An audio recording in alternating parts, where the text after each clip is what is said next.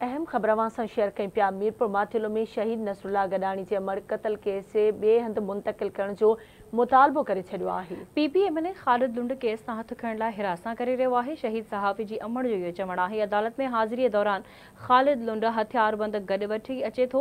अमा पठाणी जी press conference दौरान इहो चवणु हुयो।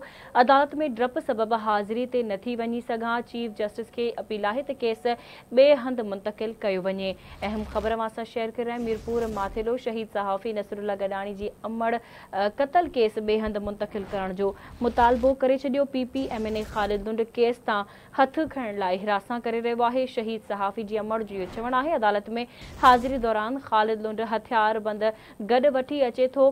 प्रेस कॉन्फ्रेंस दौरान उन जो वधीक चवणु हो त अदालत में डप सबबि हाज़िरी ते नथा वञी सघूं। चीफ जस्टिस खे अपील आहे त केस ॿिए हंधि मुंतक़िल कयो वञे। अहम ख़बरवां सां शेयर कई पिया। मीरपुर माथिले में शहीद नसरुल्ला गडानी जे अमर क़त्ल केस ॿिए हंधि मुंतक़िल करण जो मुतालबो करे छॾियो आहे। PPMN ख़ालिद लुंड केस तां हथ खणण लाइ हिरासत करे रहियो आहे। शहीद सहाफ़ी जे अमर जो इहो चवणु आहे त अदालत में हाज़िरीअ दौरान ख़ालिद लुंड हथियारबंद गॾु वठी अचे थो। अदालत में डप सबबि हाज़िरी ते नथा वञी सघूं। चीफ जस्टिस खे अपील आहे त केस ॿिए हंधि मुंतक़िल कयो वञे। इहो मुतालबो कयो वियो आहे। तफ़सील मालूम कंदासीं आवाज़ जो रिपोर्टर लतीफ़ वसीर खां। जी लतीफ़ वसीर, इन हवाले सां कहिड़ा तफ़सील आहिनि आगाह कजो। जी बिल्कुल, शहीद नसरुल्ला गडानी जी अमड़ जेका केस में फ़रियादीड़ आहे अमा पठाणी ऐं उनजो भाउ याकूब ने गॾियल प्रेस कॉन्फ्रेंस कंदे मुतालबो कयो आहे त असांजो जेको केस आहे उहो कंहिं ॿिए डिवीज़न में मुंतक़िल कयो वञे। उन चयो त क़त्ल केस आहे कंहिं ॿिए हंधि मुंतक़िल कयो वञे। उन चयो त जॾहिं असां कोर्ट में जो केस हले उन दौरान जो ख़ालिद ख़ान जेको अचे थो पियो उन सां गॾु 6 गाॾियूं हथियारबंद अचनि था पिया, असांखे हिरासत कयो पियो वञे।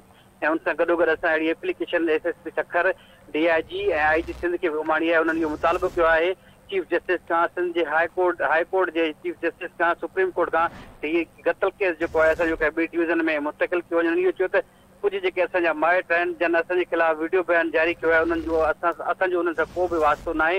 ऐं असां हीअ जेके 3 ई आहियूं केस में शायदि ऐं केस जी फ़रियाद असां केस जा वारिस आहियूं। असांखे हिरासत कयो वञे। असां अदालत कोर्ट में कोन था वञी सघूं। उन सां गॾोगॾु उन्हनि इहो मुतालबो कयो आहे त जेके केस आहे उहो कंहिं ॿी डिवीज़न में जेको आहे मुंतक़िल कयो वञे। अहिड़ी प्रेस कॉन्फ्रेंस शहीद जी जेका अमड़ आहे अमा पठाणी ऐं संदसि भाउ याकूब गडानी उन्हनि जेका प्रेस कॉन्फ्रेंस करे इहो मुतालबो कयो आहे। जी